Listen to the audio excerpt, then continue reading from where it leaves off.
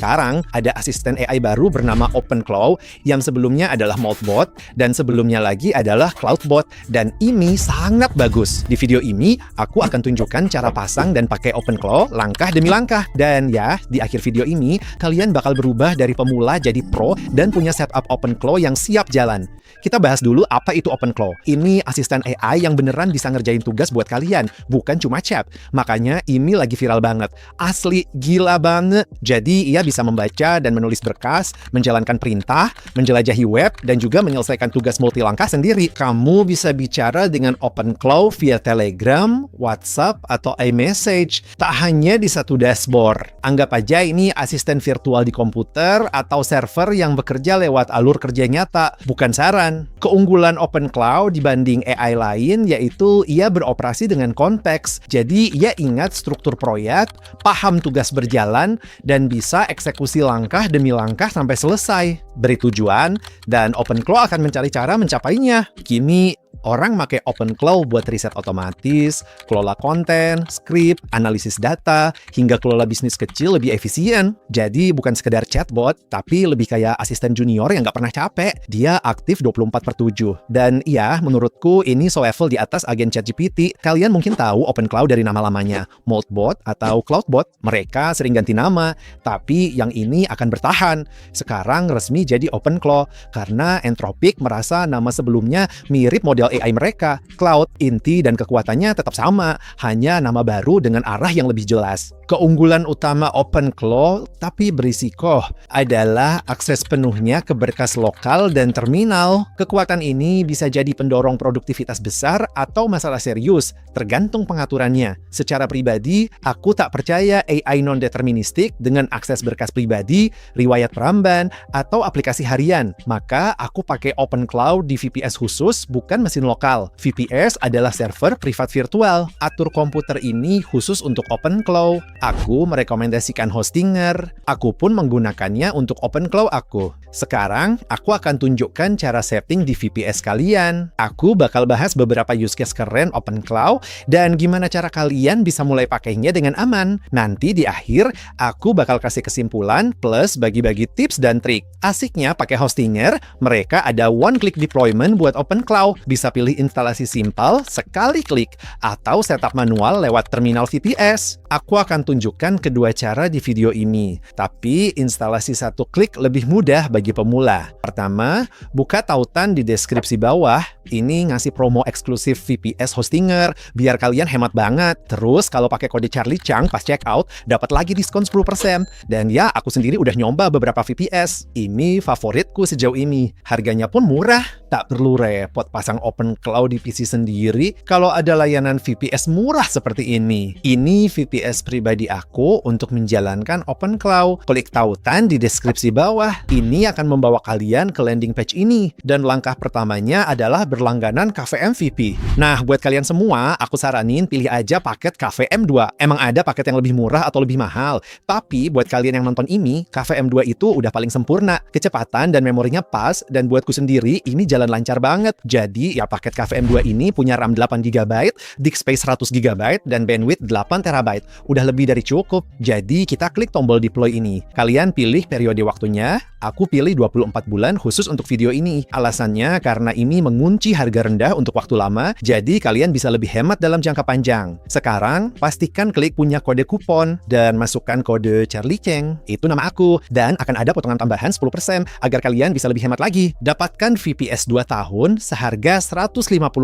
Pencadangan otomatis harian tidak diperlukan, jadi kosongkan saja. Lalu, pilih lokasi server terdekat dengan tempat menjalankan OpenClaw kalian. Karena aku di California, ini yang terdekat, tapi sesuaiin aja sama lokasi kalian, terus klik continue. Sekarang tinggal daftar akun dan lanjut checkout. Langsung ke proses one click install. Hostinger bikin ini gampang banget. Lalu, dalam proses pengaturan VPS, pilih Ubuntu 24.04 atau versi terbaru apapun sebagai sistem operasinya. Setelah server siap, Hostinger akan memberi kalian alamat IP dan kata sandi root. Jika ingin mengatur manual, simak bagian ini. Untuk instalasi satu klik, langsung lompat ke timestamp ini. Oke, kalian connect ke server dari komputer. Buka terminal di Mac atau PowerShell di Windows, terus jalanin command SSH pakai IP address dari hostinger. Masuk sebagai root menggunakan kata sandi dari dashboard. Dan setelah kalian berada di dalam server, kalian harus membuat pengguna baru. Ini sangat penting untuk keamanan. Kalian tidak ingin OpenClaw berjalan sebagai root. Buat pengguna, beri kata sandi, lalu tambahkan pengguna itu ke grup sudo agar memiliki izin admin. Setelah itu,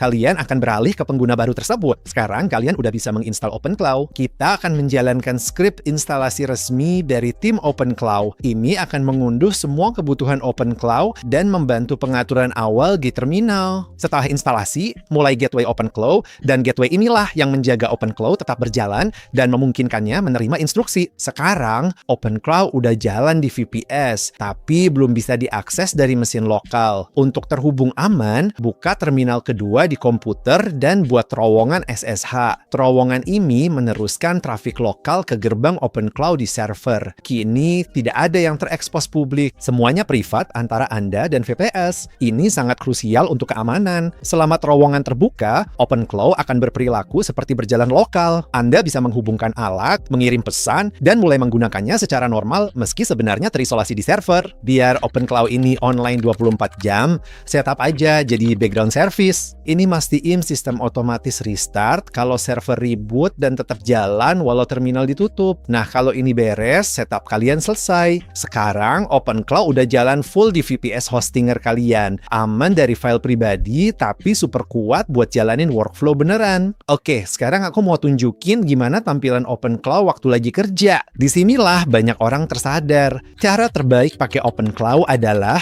sebagai operator harian proaktif. Tanpa perlu instruksi langkah demi langkah, cukup beritahu maunya apa, dan ia cari solusinya. Jika butuh sesuatu, ia bakal tanya. Misalnya, aku ingin OpenClaw-ku mengirimi ringkasan pagi harian melalui Telegram. Selagi tidur, ia bisa cek cuaca, telusuri web untuk topik minat aku, dan merangkum kejadian penting semalam. Intinya, aku ingin bangun ke pesan tentang hal terpenting hari ini. Seperti yang kamu lihat di riwayat obrolan kita, aku udah jelasin tujuannya. OpenClaw sadar agar tugas selesai, ia perlu akses ClickUp-ku. Jadi, ia minta kredensialnya. Lalu ia sadar, kuncinya tak jalan. Ia mencoba sendiri, dan saat tetap gagal, ia minta aku refresh tokennya. Setelah di-refresh, semuanya lancar. Untuk demo ini, aku kirim token di chat. Praktis, tapi beresiko. Jadi, jangan tiru di sistem asli. Kuncinya, langsung aku refresh lagi. Jadi, ringkasan pagi selesai lewat beberapa pesan aja. Ini bukti kekuatan nyata OpenClaw kan? Kamu tidak perlu instruksi mendetail. Kamu cukup memberinya tujuan, dan ia akan berusaha mencapai hasilnya sendiri. Bedanya dari otomatisasi biasa adalah memori. OpenClaw mengingat bisnis, tujuan, dan proyek kamu. Jika kamu punya kanal YouTube, ia bisa melacak kanal lain di ceruk kamu. Contohnya, aku beritahu kalau aku punya kanal YouTube dan ingin memantau saluran tertentu. Nah, dari konteks itu aja,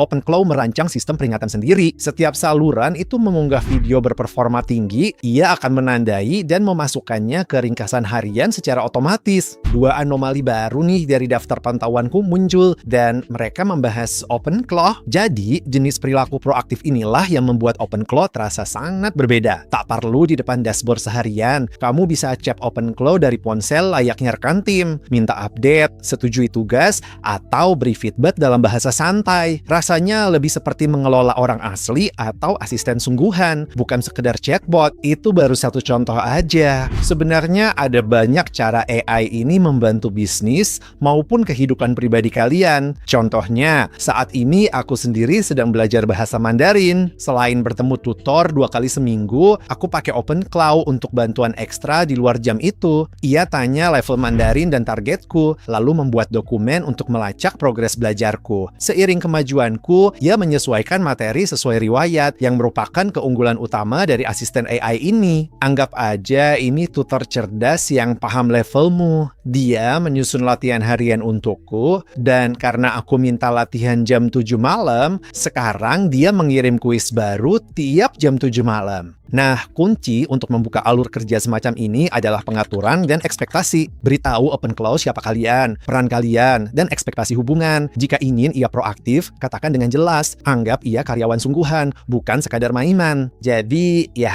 intinya, semakin banyak konteks, semakin bagus hasilnya. Setelah dipahami, OpenClaw pada dasarnya bukan lagi bot AI, melainkan asisten serba bisa yang benar-benar membantu kalian di keseharian. Ini benar-benar gila, aku saranin kalian coba dan terapkan dalam kehidupan pribadi maupun bisnis. Sekarang soal keamanan, penting sadari ada resiko serius jika tidak melakukannya dengan benar. Intinya, OpenClaw yang salah konfigurasi bisa bocorin kredensial, riwayat obrolan, atau akses perintah ke orang asing. Jadi, ini udah terjadi. Para peneliti telah menemukan ratusan gateway OpenClaw yang terekspos di internet publik tanpa autentikasi atau firewall. Ini membuat pihak luar bisa melihat berkas, log, kunci API, hingga eksekusi perintah. OpenClaw punya desain sangat kuat, jadi mengeksposnya ke publik tanpa isolasi itu seperti memberi akses keyboard jarak jauh ke sistem komputer kamu. Dan ya, karena tuh aku sarankan, jalankan di VPS Sandbox aja, ikat gateway ke localhost, dan akses via tunnel SSH aman. Risiko lain yang perlu kalian pahami benar adalah injective prompt. Ini terjadi saat OpenClaw membaca konten tidak terpercaya, seperti pesan atau dokumen yang diam-diam berisi instruksi untuk memanipulasi perilakunya. Misalnya, halaman web bisa menyertakan teks tersembunyi agar OpenClaw mengabaikan aturan, membocorkan data, atau menjalankan perintah terlarang. Contoh nyatanya, seorang insinyur keamanan menguji OpenClaw dengan mengirim email berisi instruksi tersembunyi ke dirinya sendiri. Saat diminta baca email itu, ia patuh dan akhirnya meringkas email pribadi lalu mirim datanya keluar tanpa peringatan sama sekali. Satu email biasa bisa membuat asisten membocorkan data. Intinya, waspadai keamanannya sebab ini AI yang sangat kuat. Banyak hal hebat di dalamnya, namun tetaplah waspada. Inilah opini akhir aku soal OpenClaw. Pertama,